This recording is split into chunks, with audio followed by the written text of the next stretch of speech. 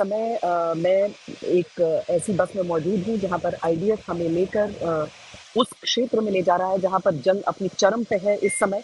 और अश्कलून और साथ में साद का ये पूरा इलाका, जहाँ से लड़ाई बहुत ज्यादा भीषण इजराइल की तरफ से की जा चुकी है।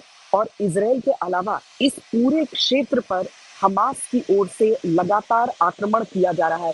बहुत सारे ऐसे डेवलपमेंट्स हैं जो कि इस क्षेत्र में हमें देखने के लिए मिले हैं। अव्वल तो ये कि कल रात आईडीएफ एक बार फिर उसने ग्राउंड ऑपरेशंस को अंजाम दिया। दूसरी साइड में गाजा पट्टी में वो प्रवेश किया उसने, ताकि आतंकियों को खत्म कर सके। हमास के 3 कमांडर्स उसने अब तक मार दिए हैं। कई आतंकी कैंप्स पर बमबारी की गई है। बेसिकली उन इलाकों को चिन्हित किया जा रहा है जहां से रॉकेट के हमले इजराइल की तरफ किए जा रहे हैं, इजराइल के सीमावर्ती इलाकों पर भी और टेलवीव में भी। टेलवीव तक ये रॉकेट्स आते हैं और रात रात भर ये सायरन्स उन्हीं इनकमिंग रॉकेट्स की वजह से बचते जा रहे हैं। नेतन्याहू ने अपनी तरफ से साफ कर दिया है कि हमास के अंत के अलावा दूसरा कोई चारा नहीं है। और ये भी स्पष्ट किया गया है कि शांति के लिए हमास को कुचलना बहुत ज्यादा जरूरी हो जाता है। दुनिया भर के कई और देशों का भी हम देख रहे हैं कि किस तरीके से इसमें उनकी भागीदारी बढ़ रही है। ईरान धमकी दे रहा है और कहा है कि अगर जमीन पर जंग को आगे बढ़ाया गया तो ये इजराइल के ही अंत का ऐलान हो जाएगा, आईडीएफ पर बहुत ज्यादा भारी पड़ेगा। अमेरिका ईरान पर आंखें टेढ़ी कर रहा है। ईरान समर्थित जो आतंकी है उनके खात्मे के लिए सीरिया की तरफ भी उसने बमबारी की है, ताकि उन आतंकी गुटों के ठिकानों को वो नष्ट कर सके। युद्ध में नए मोर्चे खोलने के संकेत इसलिए भी मिलते हैं क्योंकि इजिप्ट में भी, इजिप्ट के ताबा में बम गिरने की, मिसाइल गिरने की खबर वहां से आती है। यानी पूरी दुनिया में बहुत सारे ऐसे डेवलपमेंट्स हैं जो चल रहे हैं, जो ये संकेत देते हैं कि बाकी देश भी इसका हिस्सा हो सकते हैं। एक एक अपडेट आपको देंगे, पहले ये रिपोर्ट देखते हैं। देखिए, इस जगह पर जहाँ पर मैं खड़ी हूँ इस समय, राफा बॉर्डर क्रॉसिंग यहीं से, यानी कि जिस राफा बॉर्डर को खोलने की बात कही जा रही है, जो इजिप्ट से लगती हुई जो सीमा है गाजा की, उसे खोलने की बात हो रही है कि किस तरीके से अगर वहां से जाने दिया जाए। पर इसराइल के भी अपने कारण हैं जिस वजह से वो नहीं चाहता कि ये हो, ये संभव हो, ये मुमकिन हो। तो मैं इस समय जहाँ पर खड़ी हूँ, ये गाजा की तरफ से आते हुए अटैक का एपी सेंटर भी एक तरह से आप समझ लीजिए, क्योंकि इन्हीं क्षेत्रों में, इसी पूरे इलाके में उसके आतंकियों ने कोहराम मचाया था। इस यहीं पर वो सड़क है जिसे रोड ऑफ डेथ भी कहा जाता है। बहरहाल ईरान की तरफ से जो कुछ बयान आए हैं वो बहुत हाहाकारी और इस युद्ध के हिसाब से निर्णायक साबित हो सकते हैं। हम आपको बताते हैं वो बड़ी खबरें जो कि ईरान की ओर से आते हुए बयानों से जुड़ी हुई हैं। ईरान ने 2 कदम ऐसे उठाए हैं जो दोनों कदमों को हम खतरनाक समझ सकते हैं। पहला कदम ये कि ईरान के कमांडर ने कहा है कि अगर इजराइल की सेना दाखिल होती है, जमीनी आक्रमण करती है गाजा में जाकर, तो वो उसके अंत का प्रतीक बन सकता है। अगर इजराइल गाजा की जमीन पर कदम रखने की गलती करेगा तो उन्हें निगल लिया जाएगा, ये ईरान की तरफ से कहा गया। और साथ ही गाजा में इजरायली सैनिकों को दफनाने तक की बात जहां ईरान के कमांडर ने कही, वहीं ईरान ने 2 दिन की वॉर ड्रिल भी शुरू कर दी है। जो सेंट्रल ईरान है वहां हेलीकॉप्टर यूनिट्स के साथ, जिसमें 200 से ज्यादा हेलीकॉप्टर हैं, ईरान के सैनिक इस समय वॉर ड्रिल कर रहे हैं। युद्ध की शुरुआत, युद्ध की तैयारी वो यहाँ पर कर रहे हैं। इसके पीछे असली मकसद क्या है? गाजा में अगर इजराइल की सेना पूरी तरह से हमला करने उतरती है तो ईरान भी युद्ध में उतरेगा। ये बात बहुत बड़ी, बहुत अहम है। इस खबर के साथ ईरान के कमांडर की जो धमकी है वो भी हम आपको सुनाते हैं।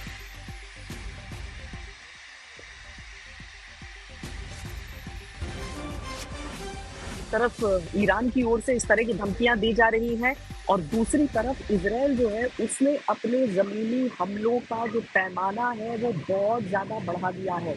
जहां पर मैं मौजूद हूँ, यहाँ से जो इजरायली जो सैनिकों की यूनिट्स हैं, जो टुकड़ियां यहाँ पर मौजूद हैं, वो सब पूरी तरीके से ऐसे आक्रमण में जुटी हुई हैं कि गाजा पट्टी में जितने भी आतंकी ठिकाने हैं उन्हें खत्म किया जा सके। जहां की भी उन्हें सूचना है कि वहां पर हमास के आतंकी हो सकते हैं, उन सब पर सीधे तौर पर प्रहार किया जा रहा है।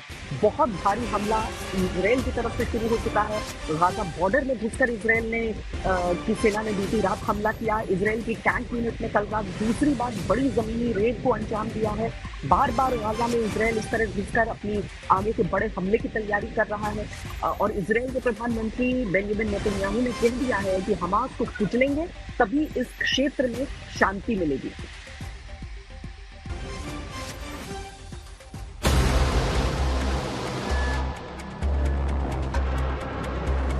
इजराइल की तरफ से हमलों में भयंकर तेजी आई है। गाजा पट्टी की तरफ से रॉकेट दागे गए हैं, उनकी संख्या में बढ़ोतरी की गई है और इसका सबसे बड़ा कारण है कि इजराइल चाहता है जल्द से जल्द इस युद्ध का वो अंत कर सके। बहुत जरूरी है उसके लिए कि वो हमास के उस पूरे ढांचे को नेस्तनाबूद करे और एक एक करके जो कथित पदाधिकारी हैं हमास के, जो उसका डिप्टी कमांडर है, उसका मारा जाना भी एक बड़ी कामयाबी इजरायली फोर्सेस के लिए, आईडीएफ के लिए।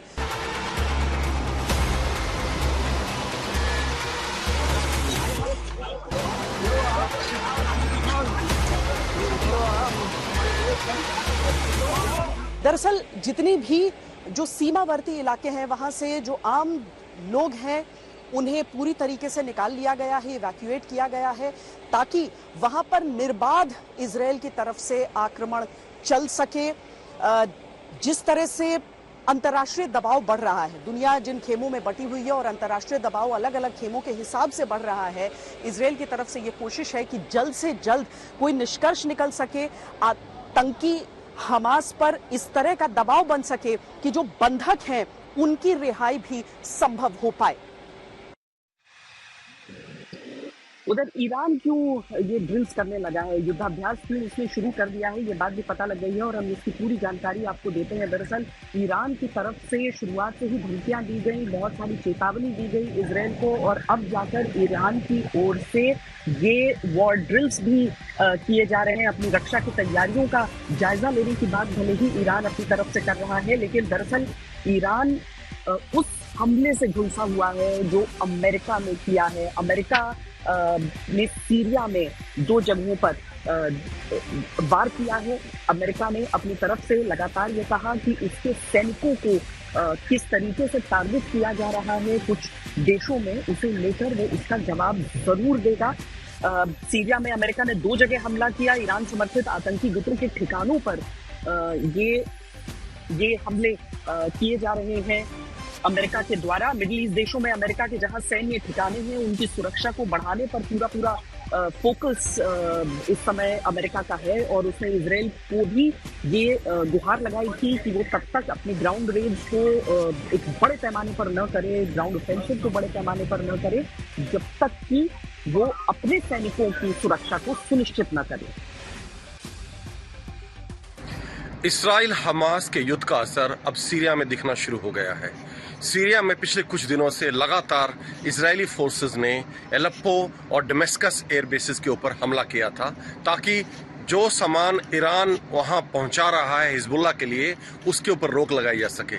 कल अमेरिका ने डायरेक्ट अटैक्स किए हैं पूरी सीरिया में 2 बेसिस के ऊपर, जिनका पेंटागन का कहना है कि इन बेसिस को ईरान रिवॉल्यूशनरी गार्ड कंट्रोल करता है और यहीं से ड्रोन अटैक्स किए गए थे अमेरिकन बेसिस के ऊपर सीरिया और इराक में, जहां उन्होंने बोला है कि उनके 18 सिपाहियों को कुछ ब्रेन डैमेज हुआ है। और हम देख रहे हैं लगातार जो है अभी स्ट्राइक्स सीरिया के अंदर बढ़ते जा रहे हैं। इसका एक बड़ा कारण ये है कि जो हिजबुल्लाह है, जो इजराइल पर उत्तरी दिशा से अटैक करने की संभावना है उनकी, इनका मकसद ये है कि ईरान किसी भी तरह से हिजबुल्लाह को और हथियार, एम्यूनिशन और असला प्रोवाइड ना कर सके और जो हिजबुल्लाह है जिसे ईरान मजबूत करने की कोशिश कर रहा है इस वक्त और सपोर्ट करने की कोशिश कर रहा है इजराइल के खिलाफ युद्ध में, उस पर रोक लगाई जा सके। और अब हम जो यहाँ का मिलिट्री एरिया है उसमें हम अब दाखिल होने वाले हैं, क्योंकि वो पूरा क्षेत्र हमें देखना है कि किस तरीके से इजराइल के सैनिक अपनी सुरक्षा कर रहे हैं और गाजा के उन आतंकियों को, हमास के आतंकियों को खत्म करने की राह पर चल रहे हैं। अब मैंने आपको दिखाया ये हिस्सा जहाँ से इजिप्ट से लगता हुआ रफा बॉर्डर शुरू होता है। इजिप्ट का जिक्र इसलिए कर रहे हैं क्योंकि इजिप्ट में भी एक मिसाइल हमला हुआ है, कई लोग उस हमले में जख्मी हो गए हैं जो ताबा के इलाके में हुआ है। इस मिसाइल हमले के पीछे कौन है, ये बड़ा सवाल इस समय है। कहीं ऐसा भी तो नहीं है कि इजिप्ट को भी इस युद्ध में खींचने की कोशिश की जा रही है।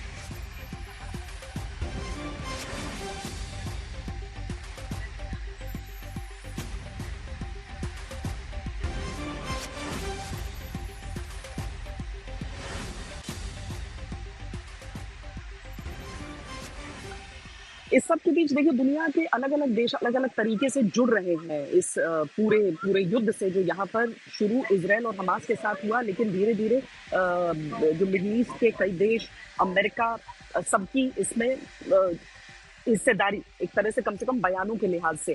लेकिन अब जब रूस के नेताओं से हमास के कुछ नेताओं की मुलाकात होती है तो अमेरिका की नाराजगी बहुत बढ़ जाती है। साथ हमास प्रतिनिधिमंडल की मुलाकात से इजराइल नाराज हो गया है, जिसने इसे रूस द्वारा आतंक को अश्लील वैधिकरण करार दिया है।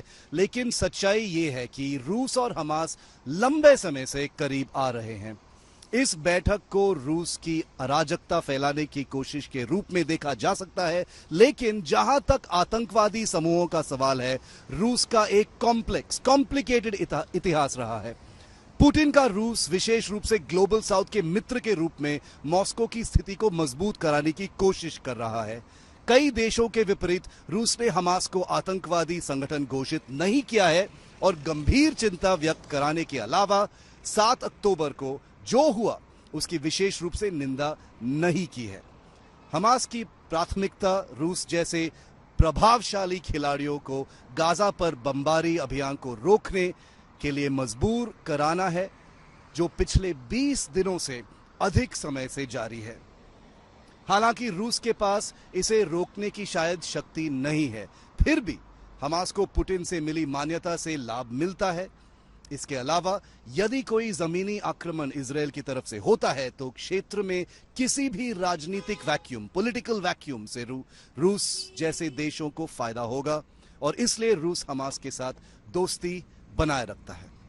शिव अरूर, टेल अवीव, आज तक। तो जैसा कि हम आपको बता रहे हैं कि हम इस समय जो सैन्य इलाका है वहां पर मौजूद है, सुरक्षा के इंतजाम भी यहाँ पर हैं और आक्रमण के लिहाज से जो कि इजरायली सेना की तरफ से ये कहा गया है कि उनके डिटेल्स को जग जाहिर नहीं करना है, इसीलिए हम आपको अभी स्पष्ट तौर पर वो चीज़ें नहीं दिखा रहे हैं। हाँ, यहाँ से जो हम रिकॉर्ड करके आपके लिए जो रिपोर्ट्स भेजेंगे उसके जरिए आप देख सकते हैं यहाँ पर तबाही का पैमाना जो कि 21 दिनों के बाद भी दिख रहा है। इस बीच तुर्की के राष्ट्रपति अर्दोगन के एक बयान के बाद भूचाल आना लाजमी है। किस तरीके से उन्होंने इस युद्ध को आतंक के बनाम इजराइल का युद्ध नहीं बल्कि इसे मजहबी एक रूप दिया है और कहा है कि जो पश्चिमी देश है वो इसीलिए कुछ नहीं बोल रहे हैं क्योंकि जो गाजा में जो खून बह रहा है वो मुसलमानों का खून है। जाहिर है आतंक को लेकर आंखें मूंद लेना, आतंक की उस बर्बरता को लेकर आंखें मूंद लेना, लेकिन सीधे तौर पर सिर्फ इसे एक मजहब विशेष के खिलाफ एक लड़ाई दिखाने का जो प्रयास है वो इस युद्ध में एक तरह से कहा जाए कि एक भावनात्मक मोड़ लाने की कोशिश अर्दोगन की।